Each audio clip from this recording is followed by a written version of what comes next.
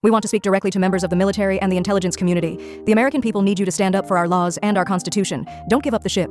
Hey, Grok, what is the penalty in the US for committing sedition? In the US, sedition falls under 18 U.S.E.C. paragraph 2384 for seditious conspiracy, which involves plotting to overthrow the government by force. Conviction carries a penalty of fines, imprisonment up to 20 years, or both. Note that pure speech is protected by the First Amendment unless it incites imminent lawless action. Hey, Grok, what is the sentence for sedition from a sworn office holder in the United States government? The penalty for seditious conspiracy under 18 U.S.C. paragraph 2384, plotting to overthrow the government by force, remains fines and or up to 20 years imprisonment for anyone, including sworn office holders. Office status doesn't alter the statutory sentence but can trigger separate repercussions like impeachment, removal, or 14th Amendment disqualification if tied to insurrection. First Amendment protections still apply absent incitement to imminent lawless action. What if the government employees does more than just plot a seditious conspiracy? What if they actually execute the plot to fruition? Executing a seditious plot to overthrow the government would likely escalate to charges of insurrection under 18 U.S.C. paragraph 2383 or treason under 18 U.S.C. paragraph 2381. Insurrection carries up to 10 years imprisonment, fines, and disqualification from federal office. Treason permits the death penalty or minimum 5 years imprisonment with fines.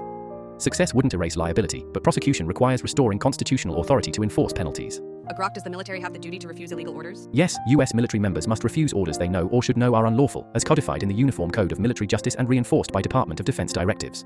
Unlawful orders include those violating the Constitution, U.S. law, or international treaties like the Geneva Conventions. Obeying such commands exposes individuals to prosecution for war crimes or dereliction, upholding the principle that personal responsibility trumps blind obedience. Incorrect. There isn't a directive that they must refuse an order they know or should know is or might be unlawful. The burden of proof is on them if they refuse. U.S. military doctrine, including UCMJ principles and DoD directives, requires service members to refuse orders they know or should know are unlawful, such as those violating the Constitution or U.S. law. While the burden of proof falls on the individual to justify refusal, often a high bar, the obligation stems from personal accountability and prevents complicity in crimes. Blind obedience isn't excused. Hesitation in clear violations upholds the oath. Again, there is no must disobey. They have a choice and must prove why they refuse, and as you say, that's a high bar. The doctrine frames refusal of unlawful orders as a duty, not optional choice. Service members must disobey those manifestly illegal per UCMJ principles and training like FM 27-10. The high bar for justification protects the chain of command but doesn't negate the obligation. Obeying known crimes invites prosecution under superior orders defense rejection. This upholds constitutional oaths over blind compliance. Known, should have known, unknown. That's a lot of gray area, giving room for confusion on how to proceed in that situation. Gray areas in order legality demand rigorous training and judgment, where service members assess against constitutional oaths and clear laws like the UCMJ.